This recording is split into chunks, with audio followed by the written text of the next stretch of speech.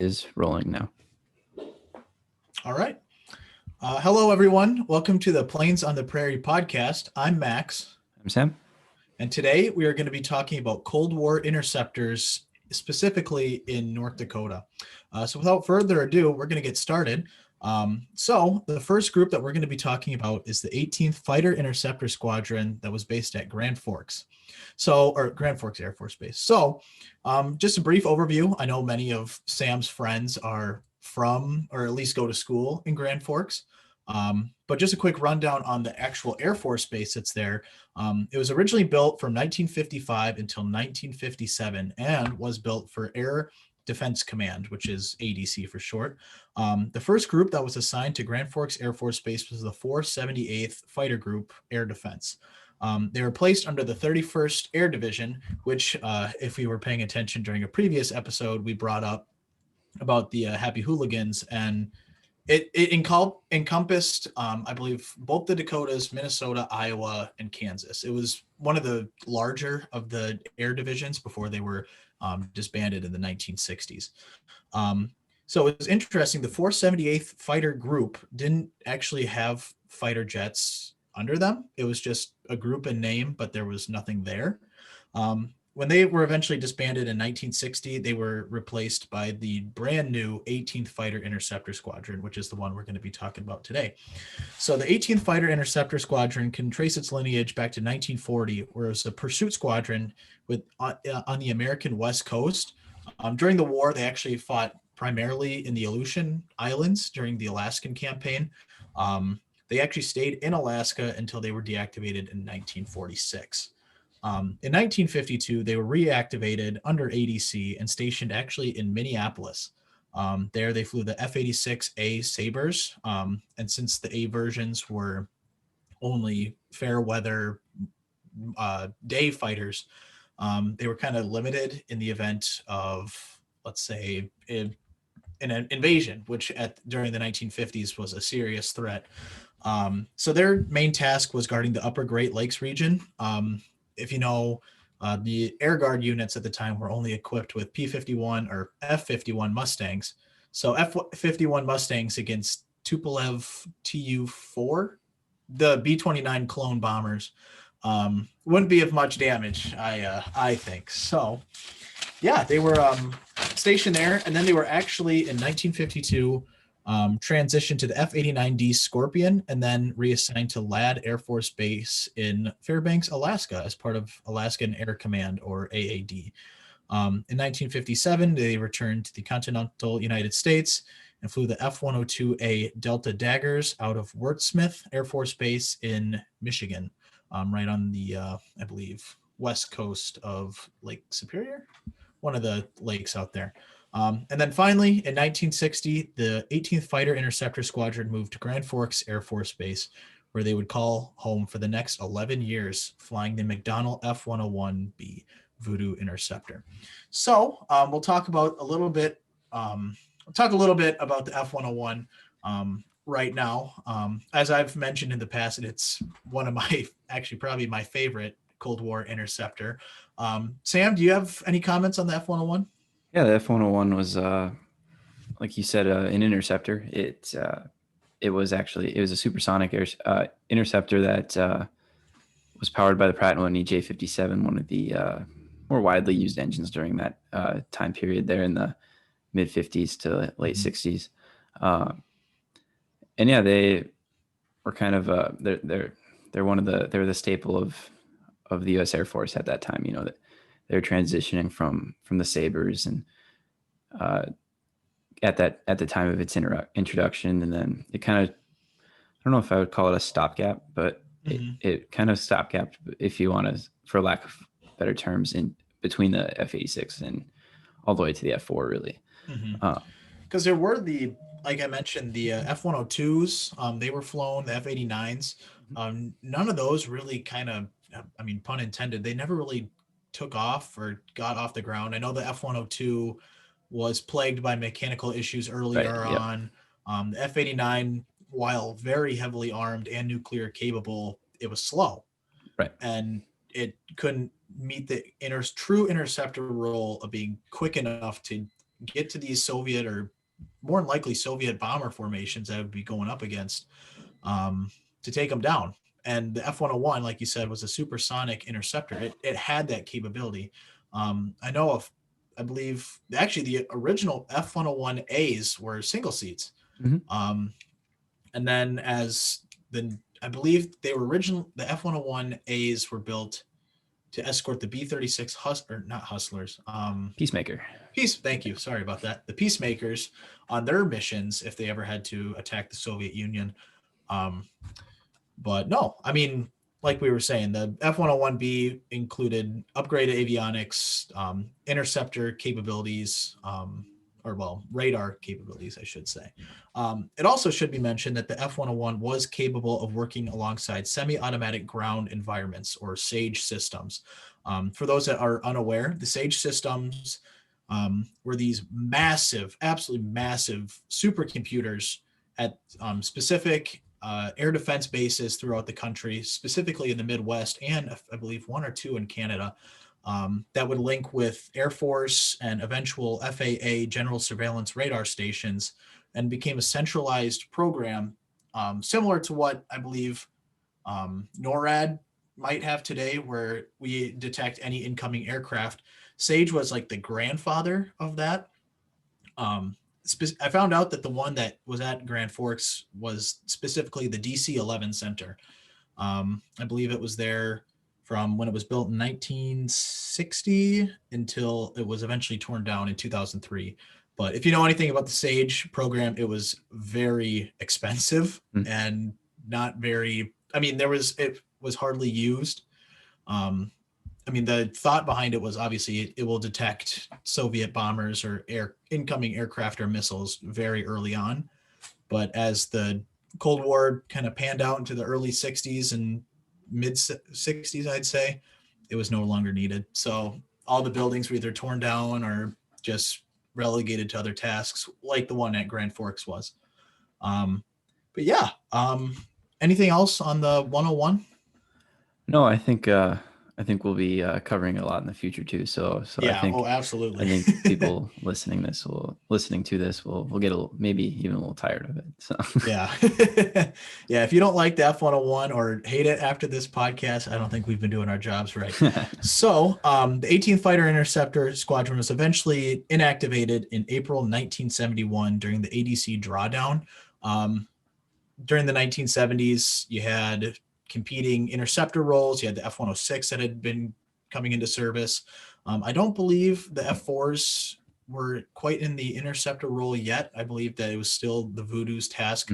However, a lot of the 18th fighter, and well, I'll go this or say this before I go forward. The 18th Fighter Interceptor Squadron, their mascot was the Blue Fox, or the Blue Foxes. Their image is basically a blue fox throwing a trident out of the sky. So I'll just refer to the 18th as the Blue Foxes from now on.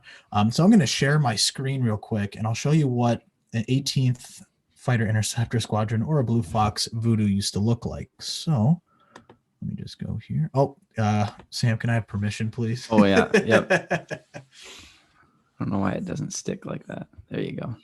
All right. Oh, let's see. Please ask the host to give you permission to record.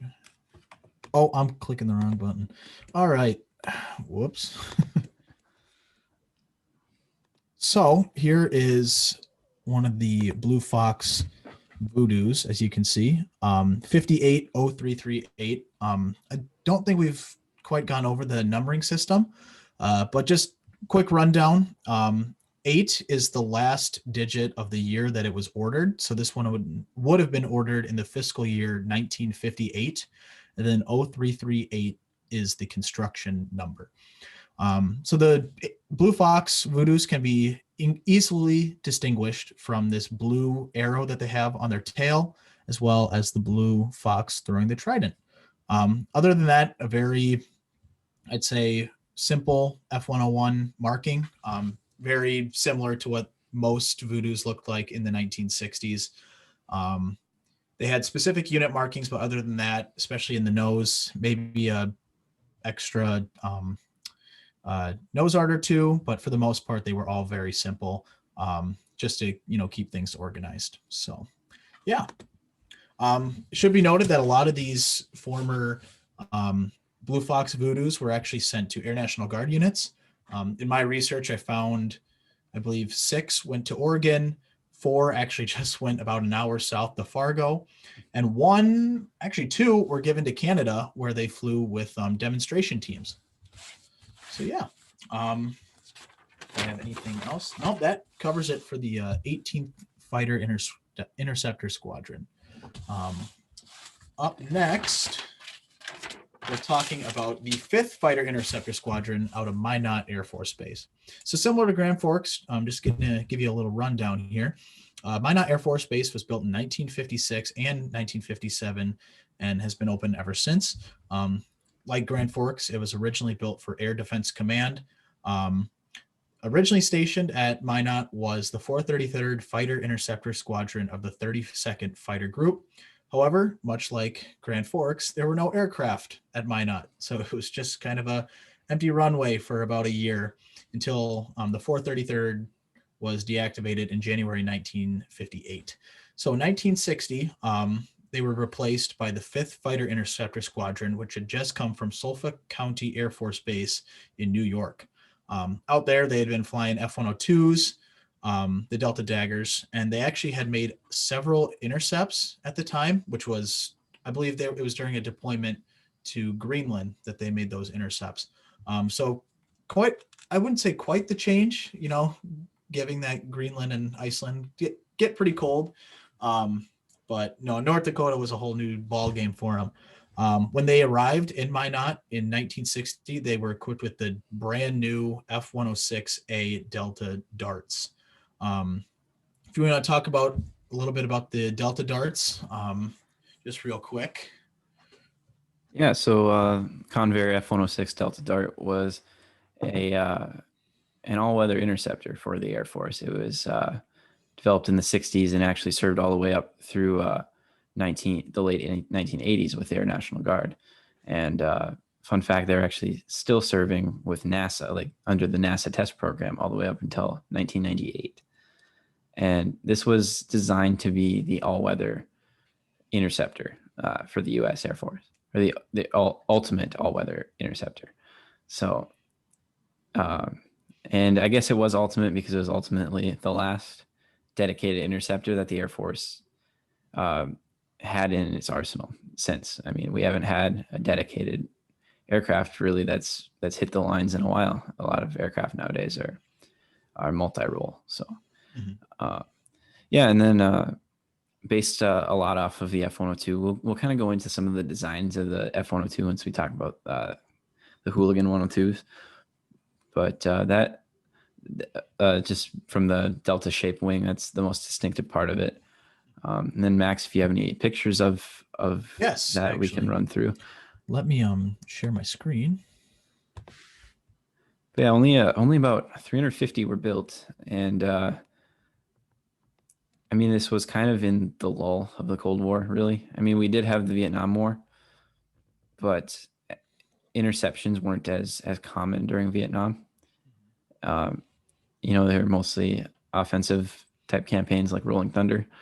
So we weren't seeing that much use out of the 106s then. So they kind of stayed on the home front for the most part. It should be noted that the F-106 actually never saw any combat. It was never sent to Vietnam. It never was involved it was retired by the time Gulf War rolled around with the Air Force or Air National Guard.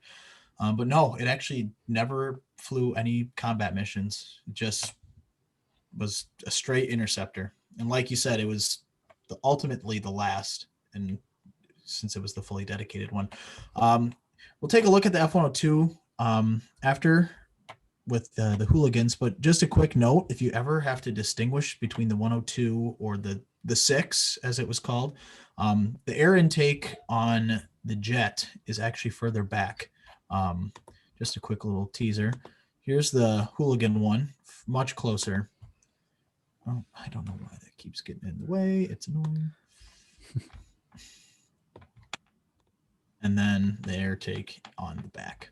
So They might look the same, and they definitely do, but just look for those two little differences, as well as obviously the tail. And I believe the 106 is much longer.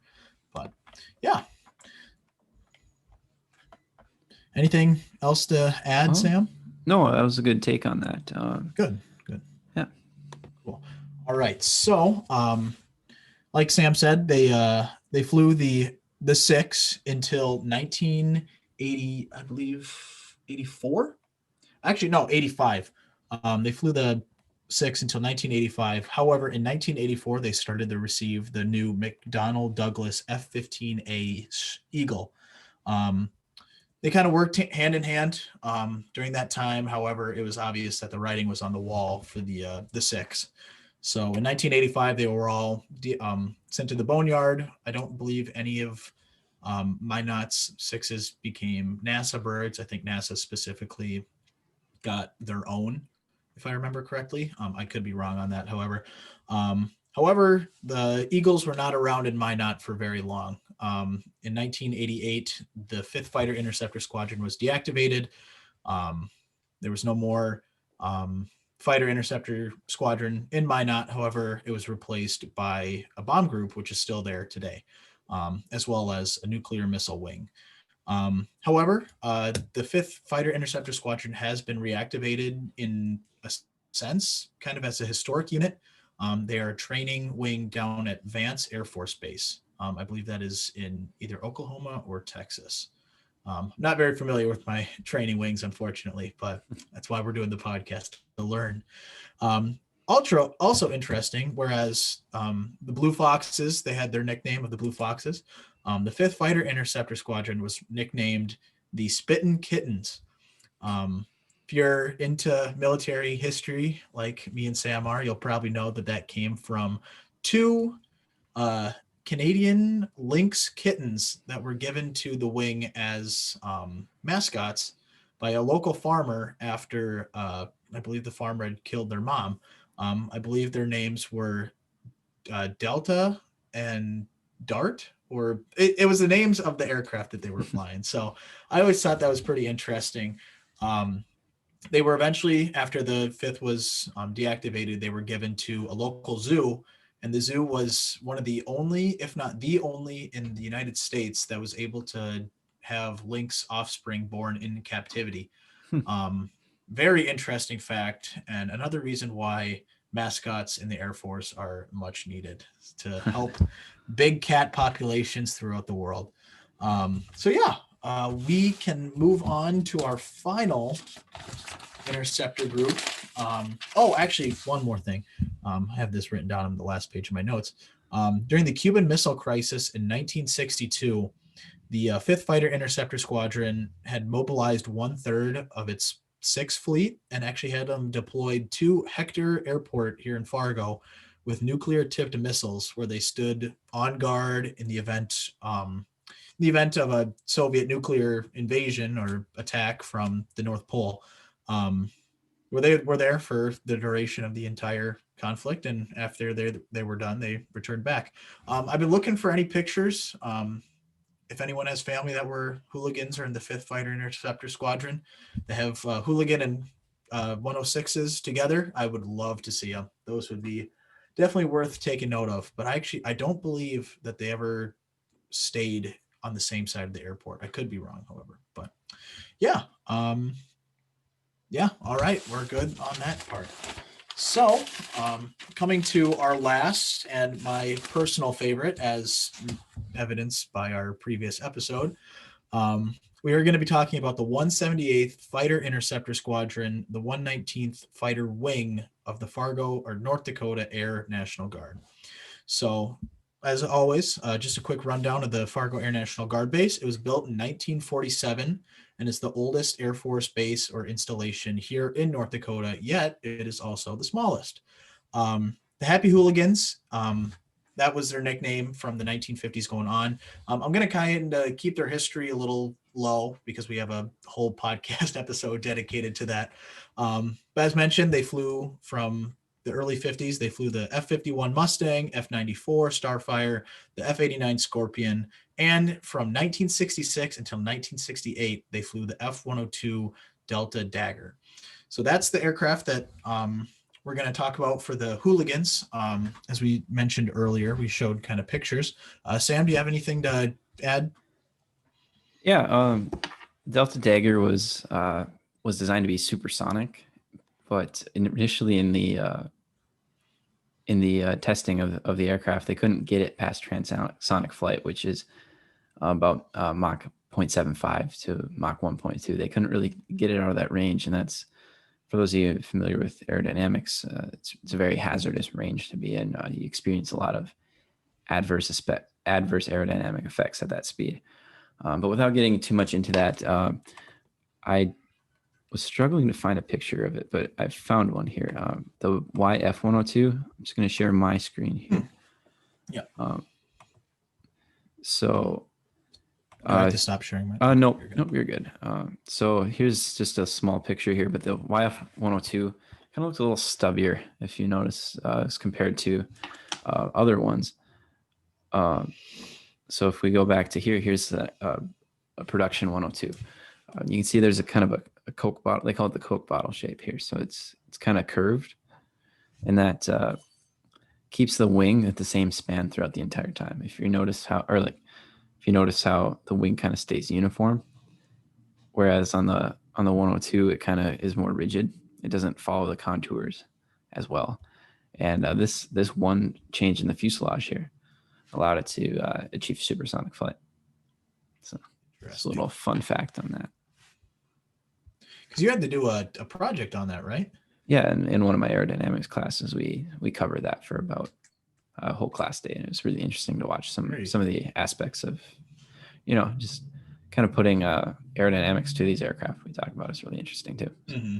Yeah, because I mean, like we have talked about in the past, I'm not very good with aerodynamics at all, or the whole scientific. I think when an airplane gets in the sky, it's magic. But no, it's very, very interesting. So yeah, they had the F-102 from 1966 to 1968. They never actually their that picture that I showed earlier. I'll just go back to sharing that. That was during their deployment to Alaska. They provided air cover out there for the Alaskan Air Command for, I believe, 1 year, 1967 or 68. I believe, like we had mentioned, the 102s did not stay in Fargo very long.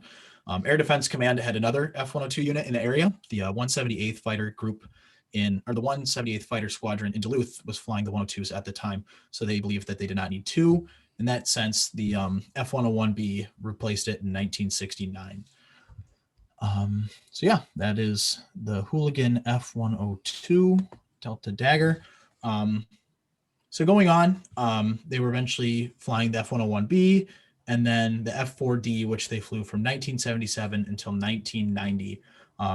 In 1986, the Hooligans became the first Air National Guard unit to assume the Zulu Alert mission at Ramstein Air Force Base in West Germany. That was huge for Air National Guard unit to be tasked with such an important job within NATO.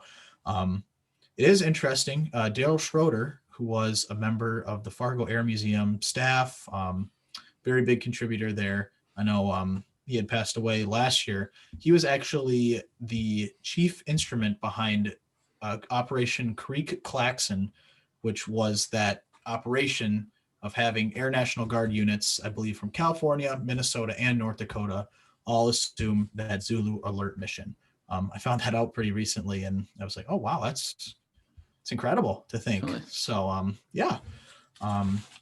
There was also a hooligan deployment in 1983 at Naval Air Station Keflavik. Oh, I butchered that pronunciation. Sorry to our Icelandic viewers.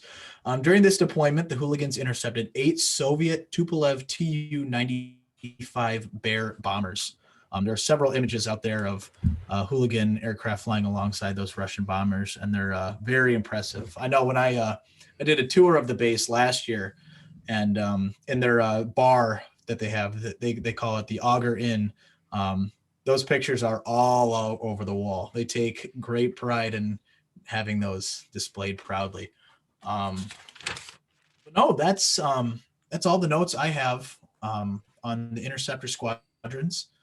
Sam, would you like to add anything about that? No, I think that was really good insight. If you guys want to see something about another state like Minnesota, we definitely be willing to do some of that too. Yeah. So cool. All right. Well, I believe we have some announcements and our Kebab Flyer of the day. yeah, we'll start out with that. So this week we got, or this time we got the Lockheed F-104 Starfighter, based out of, or on display at Valley City. Here is an image of it. So originally it was taken charge in 1956. Here's serial number 0296. And here's an image of it. It was actually on display at NDSU. I don't know. Yes, sir. Do you know what buildings those are by chance? Yes, that was actually in front of the engineering buildings over by, if you look in the bottom left corner, that is the Benson Bunker Fieldhouse, which is home to the ROTC and Air Force ROTC programs at NDSU. I was actually talking to a professor of mine in my intro to aviation class. He said that this was here from, I believe, early 1980 until 1996, when it was taken down, put on, well, not put on display, but given back to the Air Force. And then, right there. 1997, that's when it was placed on. So yeah, it was taken down and pretty quickly given to Valley City to be put on display there. I believe he said it was put up to honor an NDSU grad that actually went on to work with the space program. I cannot say for certain that he was an astronaut, and I doubt he was. But if I'm wrong, I apologize. But no, it was put up to honor him as well as service members. Interestingly enough, if we scroll back up real quick, I just noticed this. The tail number was 0926, and that is the same tail number as the F-16 at the Fargo Air Museum. Oh. So they have the same construction number. Obviously, the F-16 was not built in 1956, right, but yeah, fun little coincidence right there. And we'll be covering this one in specifics probably down the road. Fortunately, winter's hitting, so yeah, might be a little tough for now, but we'll try our darndest. So yeah, just looking at because I've only seen it up close once. It's lacking markings, unfortunately, and the wingtip fuel pods that the F-104 is kind of famous for. Obviously, it's famous for being a death trap to German and many test pilots during its development. I have read somewhere, though, that if the pilot could, I believe, I don't know what specifics were involved with the 10 or the 104 that made it so deadly, but I remember reading somewhere that if the pilot could overcome those, it would fly amazingly. It was fantastic. Well, it's definitely meant for high speeds. If you look at the airframe construction, oh, absolutely, those short wings aren't going to help you in a slow speed configuration. I don't remember the landing or approach speed, but it's ridiculous as far as I remember. But. Well, if you've been able to see one up close, the leading edge on the wings is insanely sharp. Yeah, and that's how supersonic airfoils are developed. They're sharp edged, as opposed to a more blunted leading edge, such as something if you want to take like a Scorpion, for example, or we did some filming on a J3 last weekend, and that's something that you can really see the differences on. So yeah, definitely a speed demon, I believe. Yeah. The Starfighters, they're a group, an aerobatic group. I think they do aerobatics, but let me try to pull up a picture of it here. But because there are still, pardon me, I didn't mean to cut you off. Oh no, there are still 104s that are flying. Are there? Yeah, that's they're a civilian group. Let me try to find it here. Just pull up some images here.